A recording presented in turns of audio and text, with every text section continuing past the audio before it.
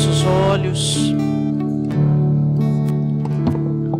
Deus, nós somos gratos por todas as obras do Senhor em nossa vida.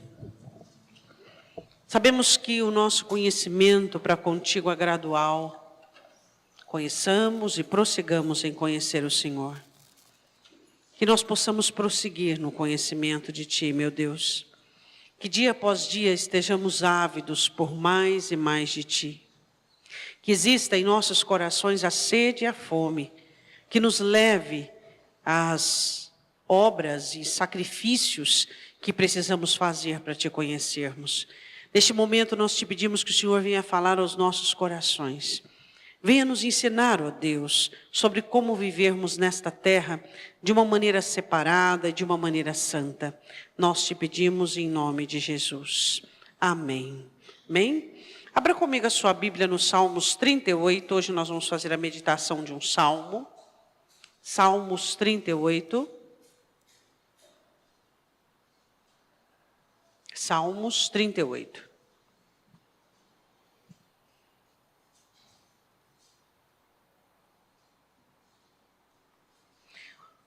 Amém?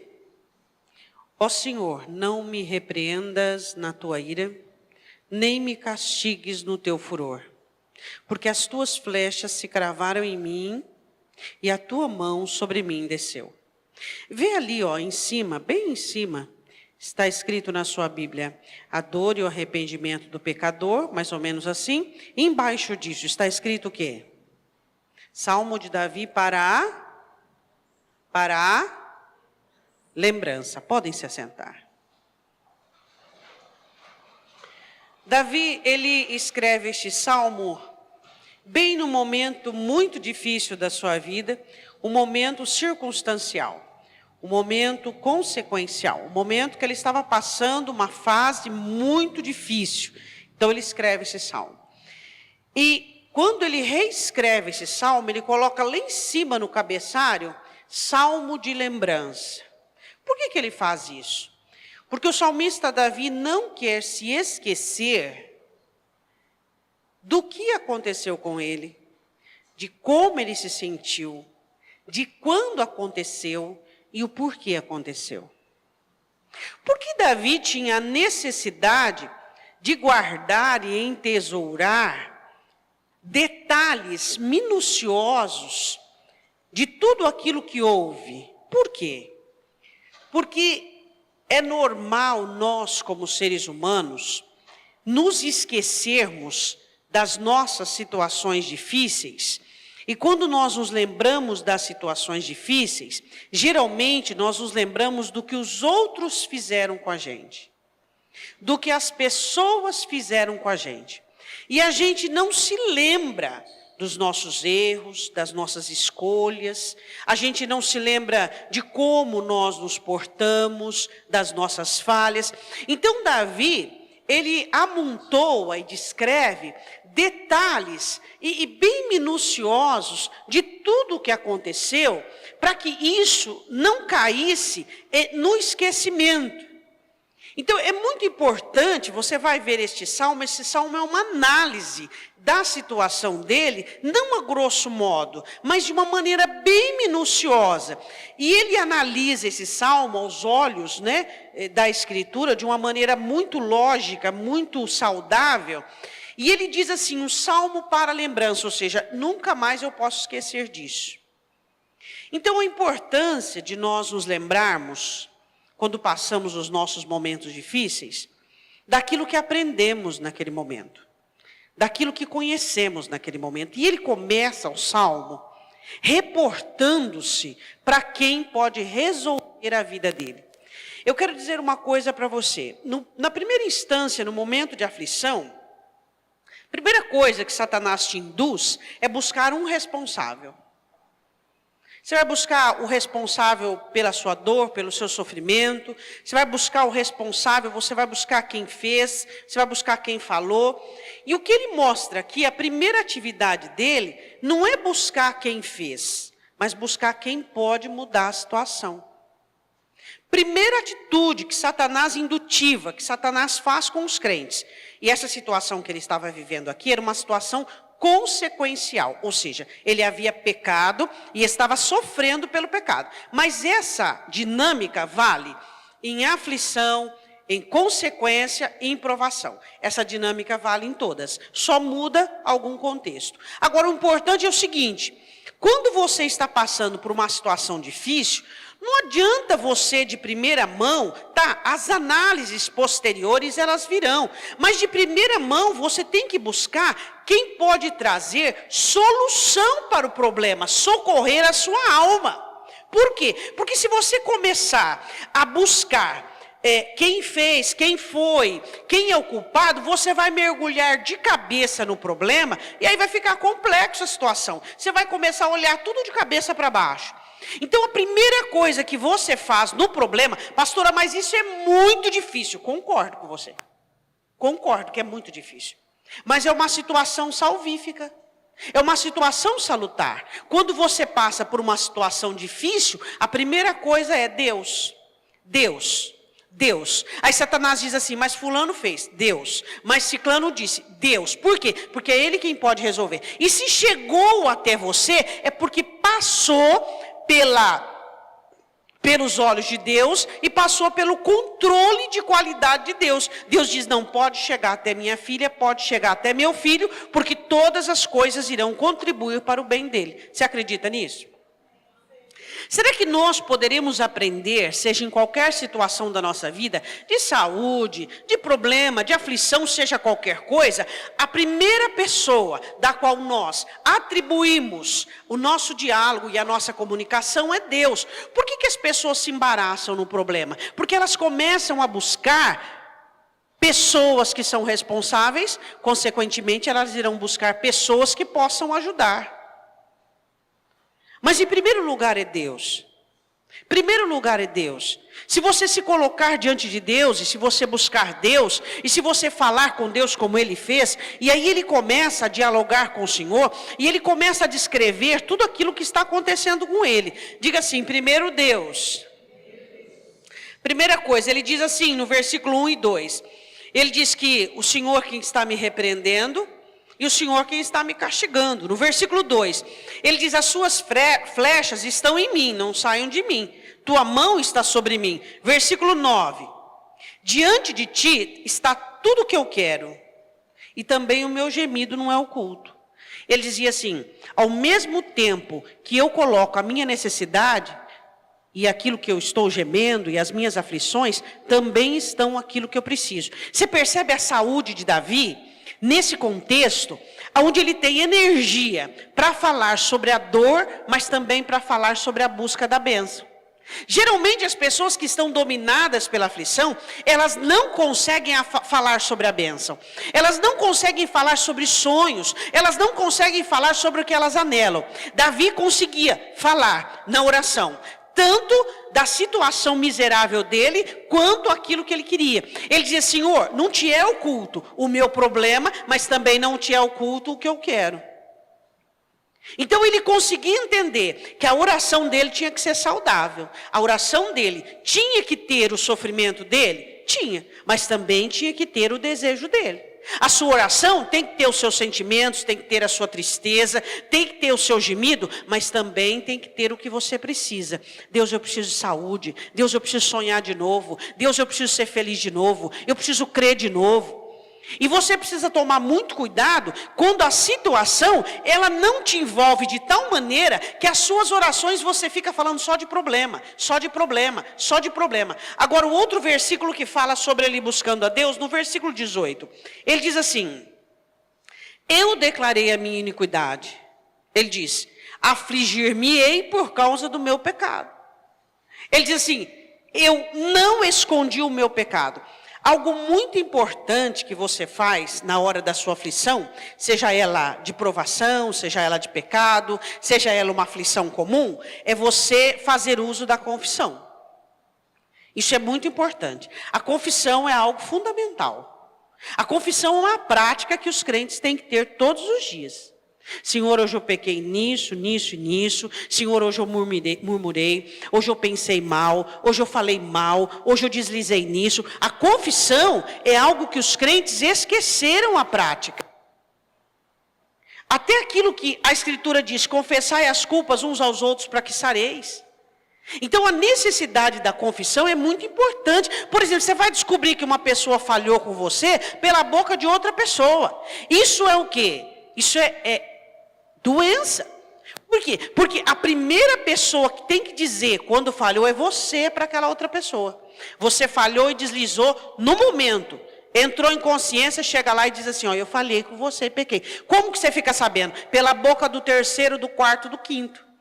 Então a confissão é uma prática saudável na vida do cristão. Então ele diz, Senhor, eu confessei-te a minha iniquidade e eu afligi-me pelo meu pecado. Ou seja, eu não fui uma pessoa irresponsável quanto ao meu erro. Qual é a dinâmica dos cristãos quando eles erram? Eles querem o quê? Rapidamente tirar até a última poeira do erro.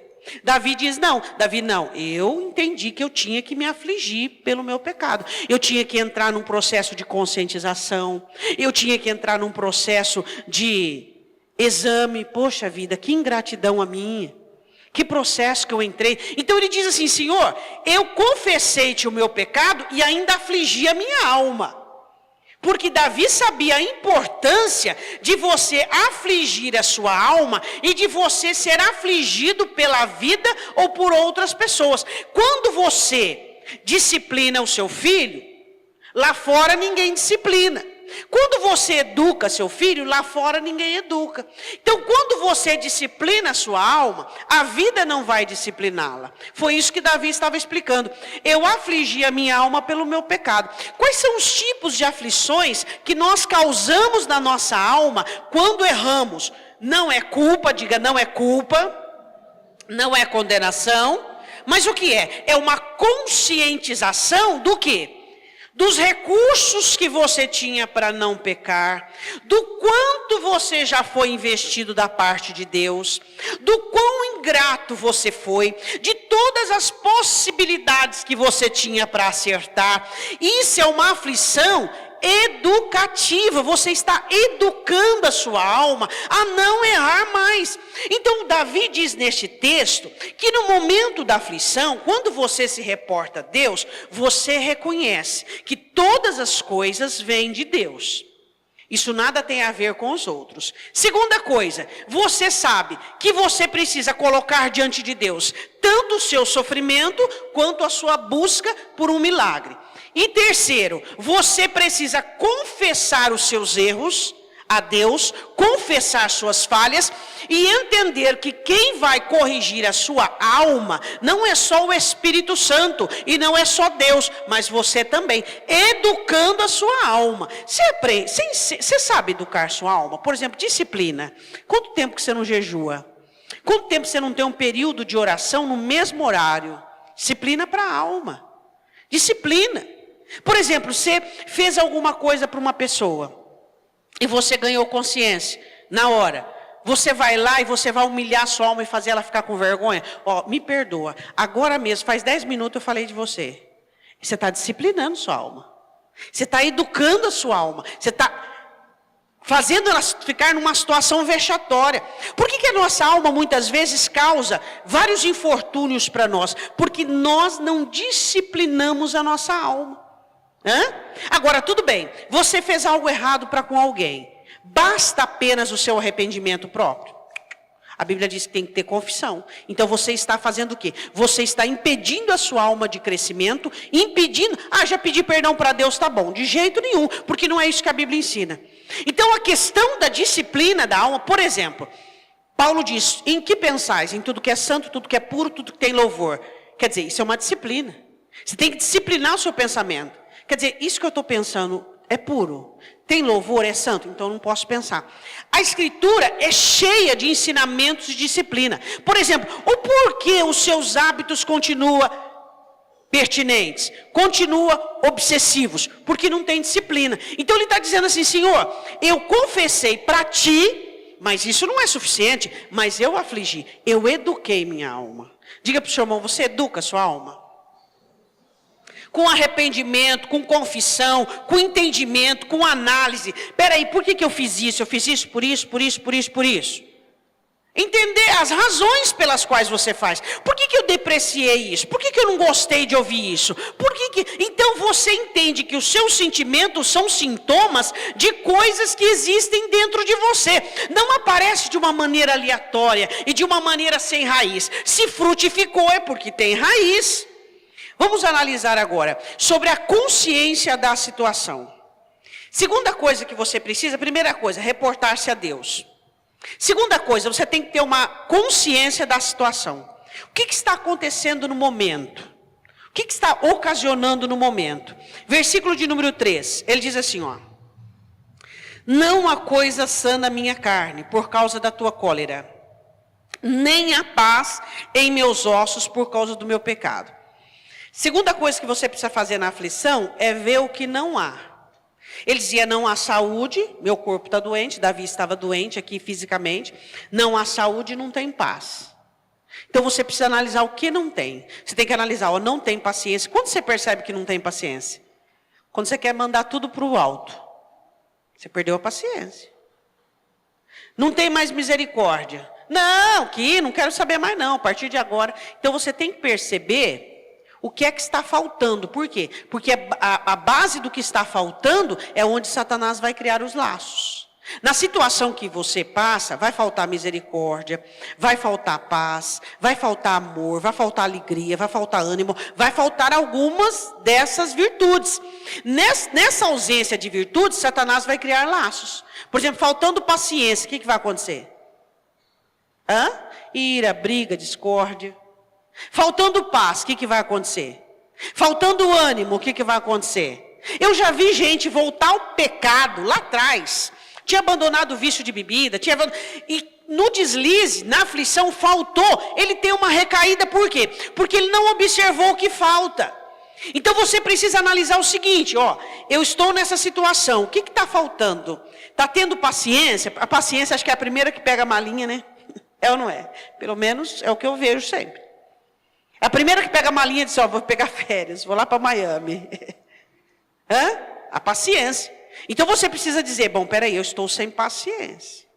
Então você tem que tomar cuidado, né, com o que você fala. Você tem que tomar cuidado com situações que vão exacerbar a situação. Então, ele diz assim, Senhor, tem faltado coisa em mim. Ele diz, falta saúde, falta paz.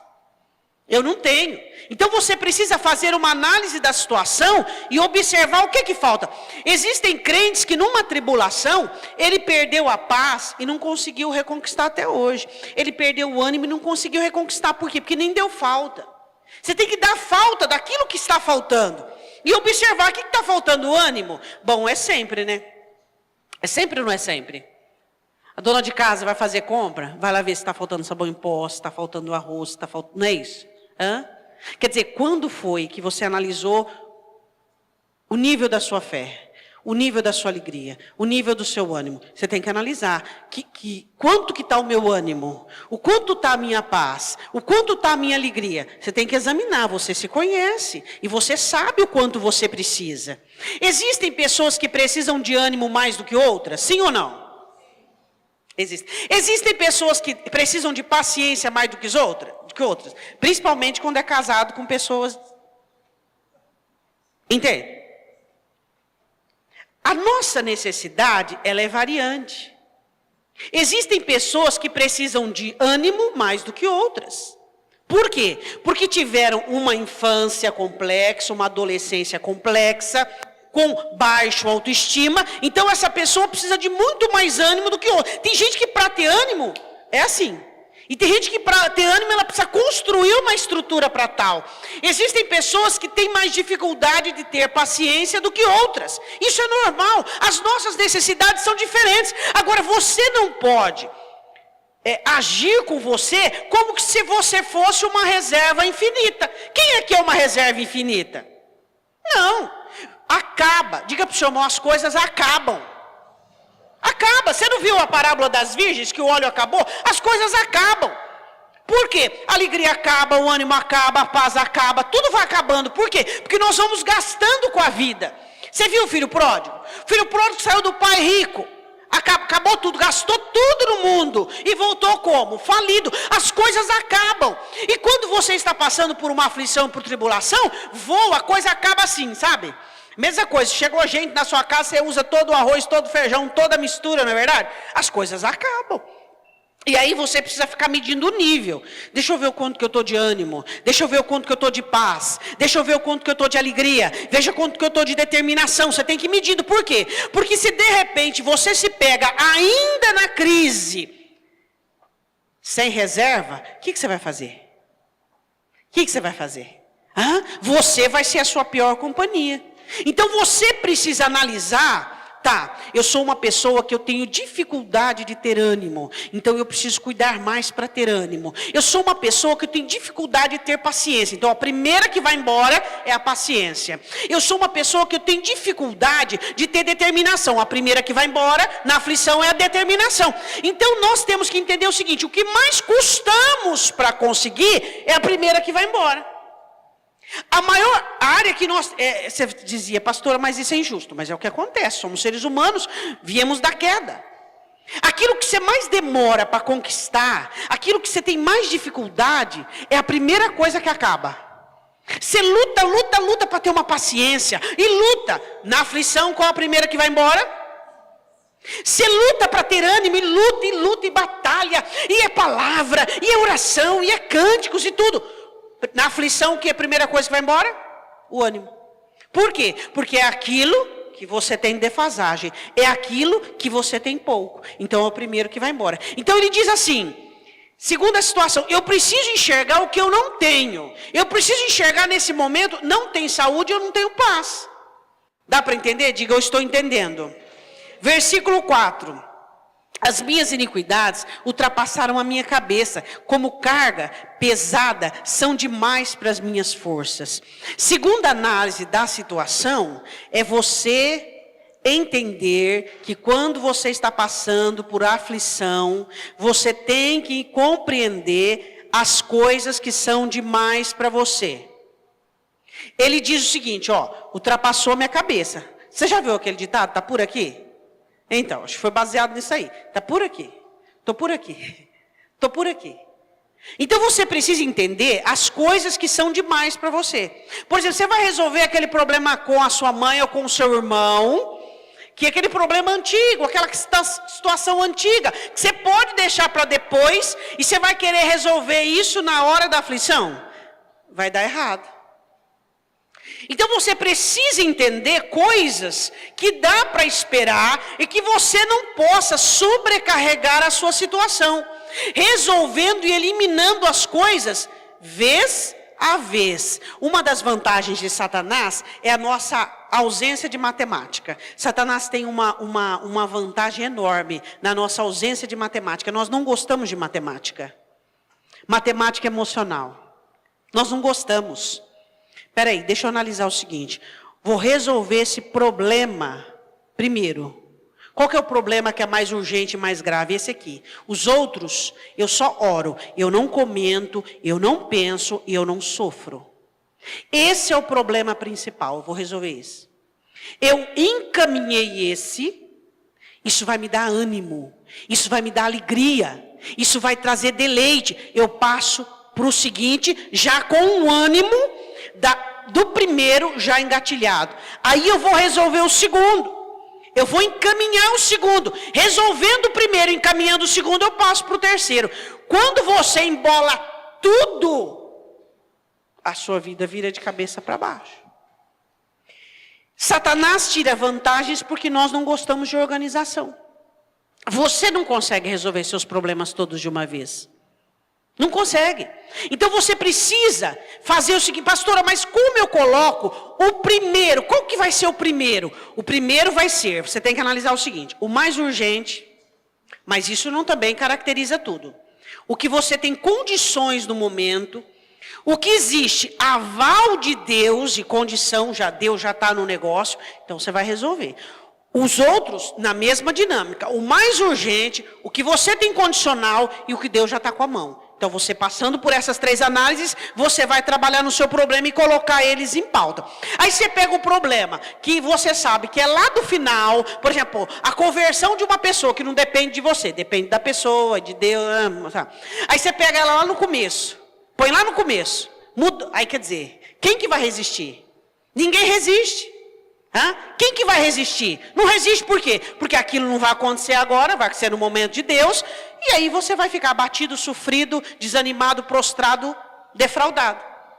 Por quê? Então você precisa aprender a colocar coisas urgentes, que dependem de você e não exclusivamente de Deus, de outra pessoa, coisas que você é capaz de fazer e coisas das quais Deus já está dinamizando a situação. Então ele diz assim, no versículo de número 4, ele diz, as coisas demais para mim, cuidado com coisas que são demais para você.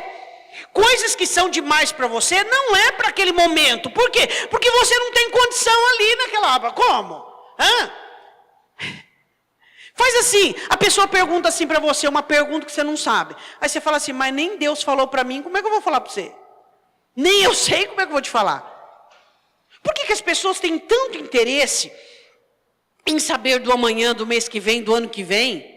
Basta cada dia o seu mal. Basta cada dia o seu mal. Isso tem que ser algo, uma regra, isso é uma disciplina. Existem muitos versículos na Bíblia de disciplina almática.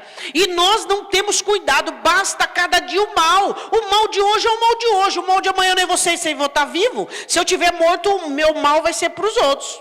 Acabou o meu mal. É ou não é? Você não sabe se você vai estar vivo. Aí você fica se afligindo pelo mal de amanhã. Tem gente que fica louco, né? Eu já vi pessoas desesperadas porque tem uma doença e essa doença vai matar ele em 10 anos. Eu já vi uma pessoa que o médico falou, em 10 anos você está morto. Ele morreu dali um mês de acidente. Aí? Ficou desesperado, abatido. Para quê? Morreu de acidente um mês depois. Adiantou alguma coisa?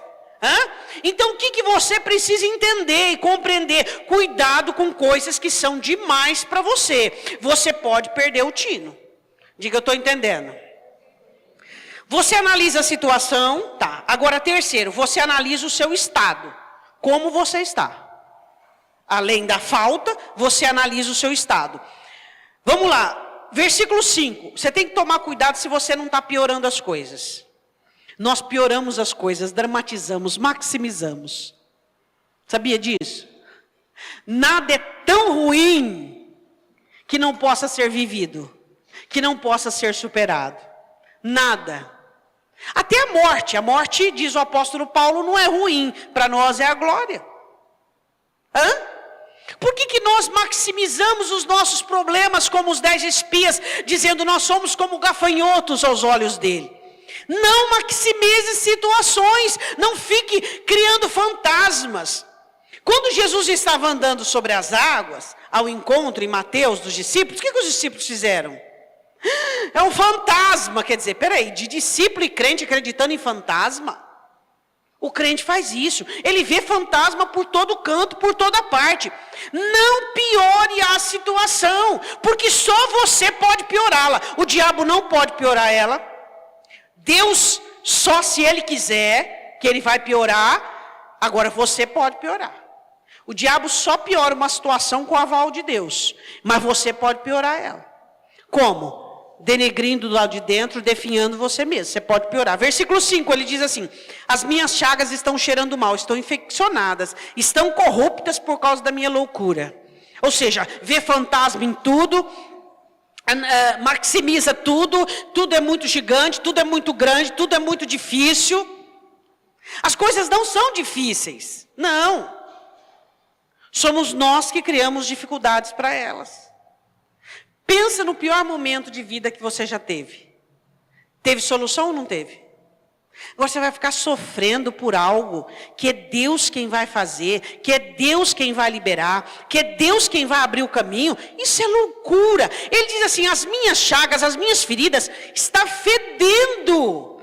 Quando é que a sua dor fede? Quando você lança corrupção sobre ela, quando você complica ela, quando você estraga ela, você piora. Falando, não, agora sim eu vou perder, agora eu vou morrer, agora vai ser o meu fim mesmo. Quer dizer, quem que precisa do diabo com pensamentos desses?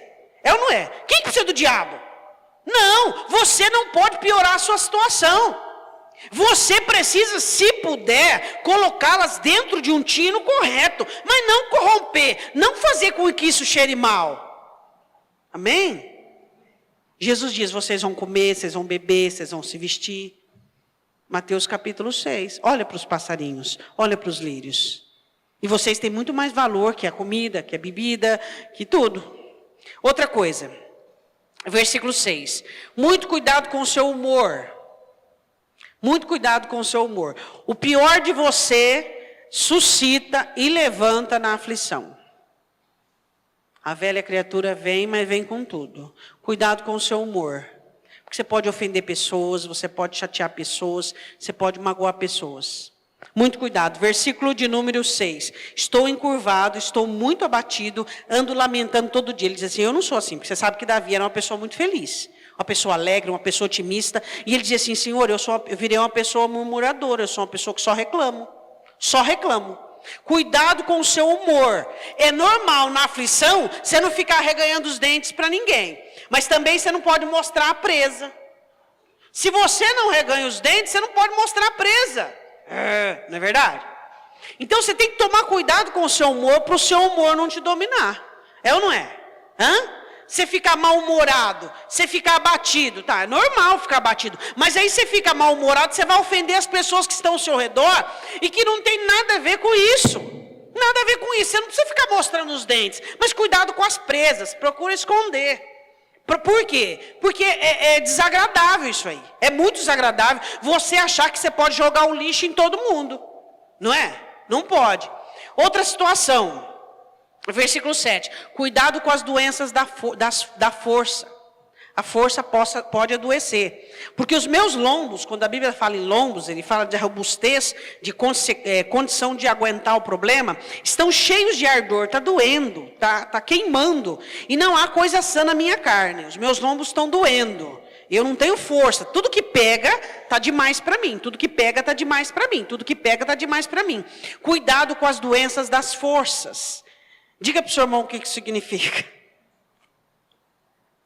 Diga assim, a pior pessoa para lidar na aflição são os fortes. É muito bom você se casar com uma pessoa forte, você ter um amigo forte, você ter um irmão forte. Só que quando ele está passando por uma aflição, é complexo. Porque a mesma força que ele usa na determinação, a mesma força que ele usa para te levantar, para te ajudar, ele usa, é a mesma força que se ele não disciplinar e tomar cuidado, ele vai para cima de você. Isso é uma das doenças da força. Todas as pessoas fortes precisam tomar cuidado quando estão passando por aflição. Ela pode ser um cordeiro, mas também pode ser um leão, um lobo. Pode ser. Então ele diz assim, que os lombos dele estavam com ardor. Então quando você convive com uma pessoa forte, é muito benéfico. E todo mundo só quer o benefício, né? Só quer o benefício. Mas considera, pessoas fortes na aflição, ela não vai se tornar um gentleman de uma hora para outra, vai. Ela está numa aflição. Então considera. É ou não é? É bom ou não é você conviver com pessoas fortes? É ótimo. É ótimo. São pessoas animadas, determinadas, prontas. Você precisar que te carregue, põe no ombro e carrega. Igual Paulo diz, leva embora. Carrega o tanto que for.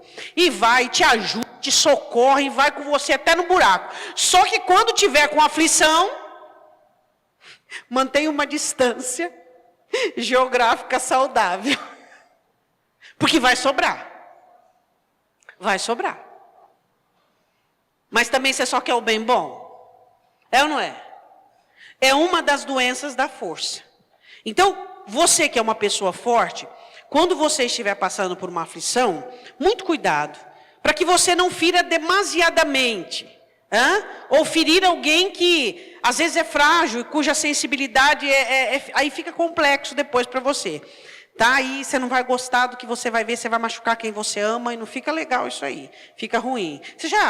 Você que é forte, você já machucou quem você ama? É doído, hein? É doído.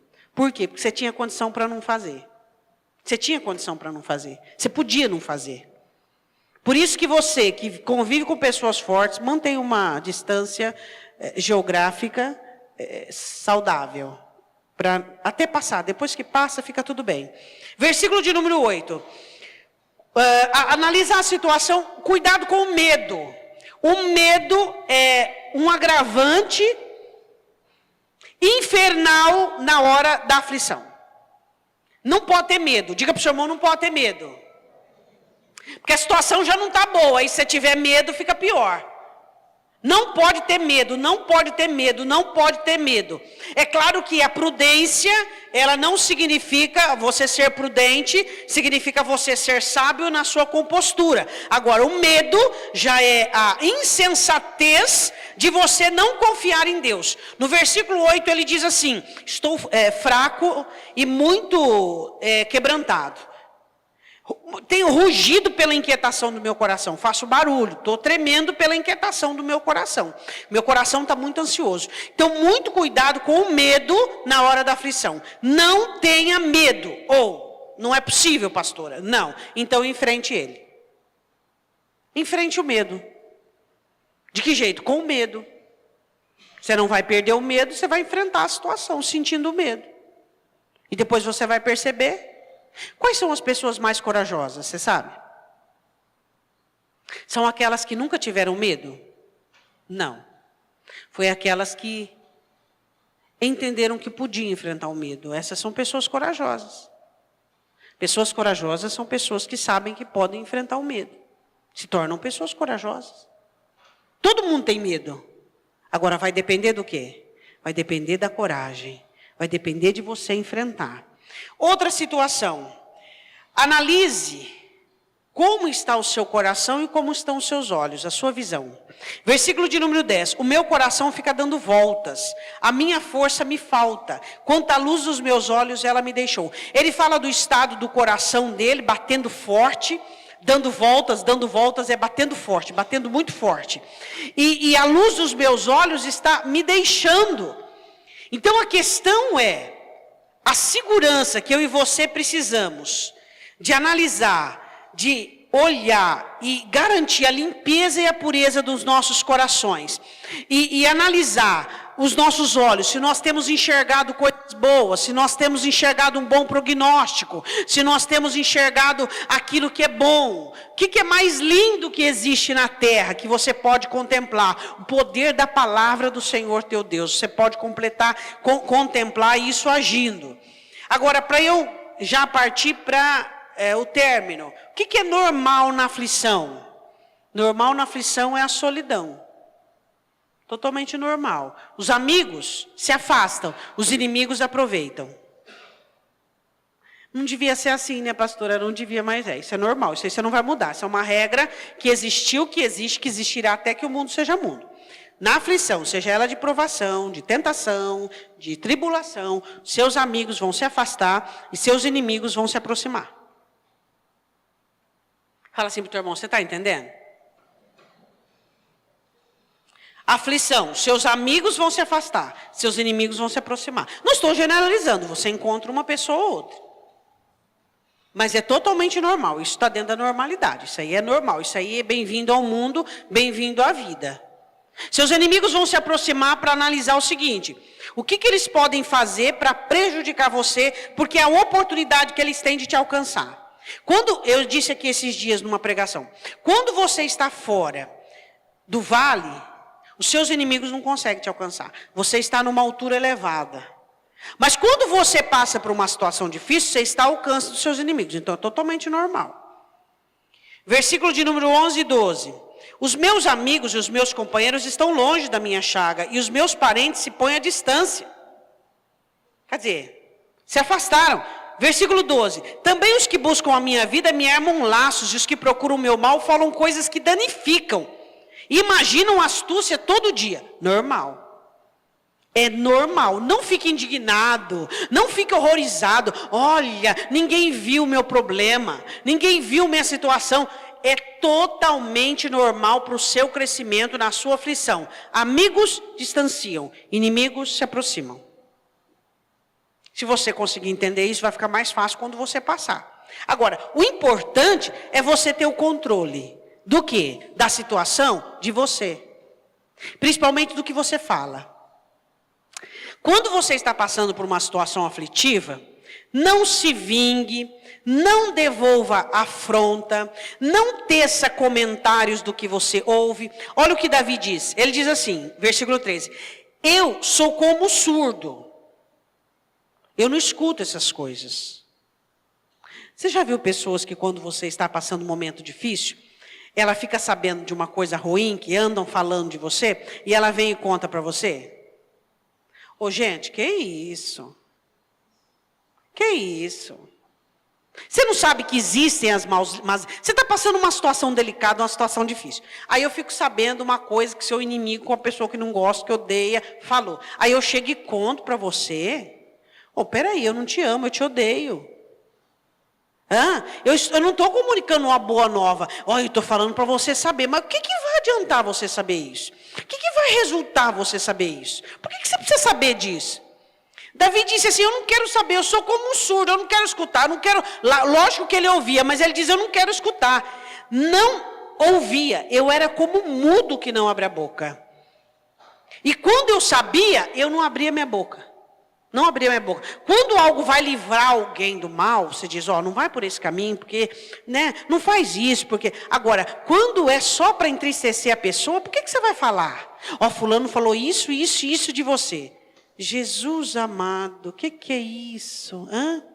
Quantas coisas que você fica sabendo que você não fala, você não leva para frente, você não reporta, você ora e diz, Senhor, tende misericórdia da vida desse meu irmão, Pai. Não do que falou, daquele que é alvo. Tenha misericórdia, Deus, protege ele, livra ele do mal. E esse que falou, Senhor, repreende, Pai, para que possa sair disso aí.